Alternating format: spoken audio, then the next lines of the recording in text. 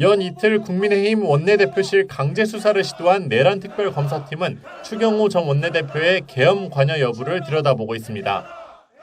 압수수색 영장에는 내란 중요임무 종사와 직권남용 혐의가 적시됐는데 특검은 추 전 원내대표가 계엄 당일 의원총회 장소를 국회로 공지했다가 다시 국민의힘 당사로 변경한 걸 두고 소속 의원의 계엄 해제 표결을 방해한 건 아닌지 의심하고 있습니다.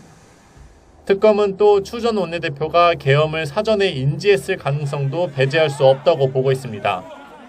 윤석열 전 대통령의 비상계엄이 지난해 3월부터 준비되기 시작한 점을 비춰 같은 해 5월 원내대표 자리에 오른 추경호 의원과도 소통이 있지 않았겠느냐는 겁니다.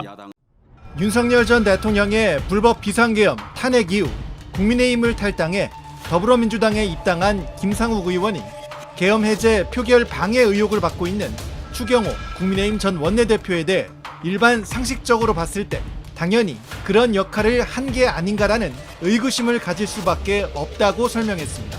사실 이제 의총 장소가 뭐 자꾸 여기저기 좀 바뀌었다는 이야기는 참 많이 나왔던 이야기니까 거듭해서 여쭙지는 않겠고, 계엄 해제 표결을 할 때 추경호 당시 원내대표가 국회 안에 있었다는 것 아니겠습니까? 근데 표결에는 참석을 하지 않았다. 이 현상을 어떻게 이해를 해야 될까요? 본인께서는 뭐 갈 수 없었다는 취지로 얘기를 하시는데 사실 국회 본관에 계속 있었지 않습니까? 당연한 얘기겠지만 원내대표라면 민주당 원내대표와 상의를 하고 또 의장님과도 상의를 하고 또 당연히 현상 판단도 해야 하고 그러면 그 원내대표실이 아니라 바로 본회의장으로 와서 본회의장 상황을 보면서 직접 이야기를 나누면서 현장 대응을 하는 것이 당연한 상식일 겁니다. 그리고 늘 그렇게 해왔었고요. 그런 면에서 같은 본관에 있으면서 오지 않고 한 번도 와보지 않는다는 것이 저는 상당히 좀 이해하기 어려운 부분이었습니다.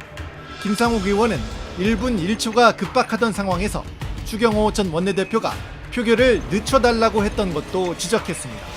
그 부분이 그때 당시 상황으로는 받아들일 수 없는 부분인 거죠. 뭐냐면 계엄군이 본회의장 바로 앞까지 왔고 그래서 정말 분초를 다투는 상황이었습니다. 그 당시의 30분은 지금의 30분과 비교도 안 되는 큰 시간입니다. 1분, 2분이 다를 때였거든요. 그런데 시간을 더 달라. 이미 표결할 수 있는 인원이 모였음에도 불구하고 시간을 더 달라. 그 시간을 더 달라고 할 수는 있는데 그렇다면 본인도 본관으로 본회의장으로 뛰어오고 국민의힘 의원들도 본회의장으로 뛰어드는 상황이어야지 시간을 더 달라는 게 말이 성립할 수가 있는데 국민의힘 의원들은 당사로 모여라 하고 본인이 오지도 않고 시간을 더 달라. 이게 앞뒤가 안 맞는 거죠.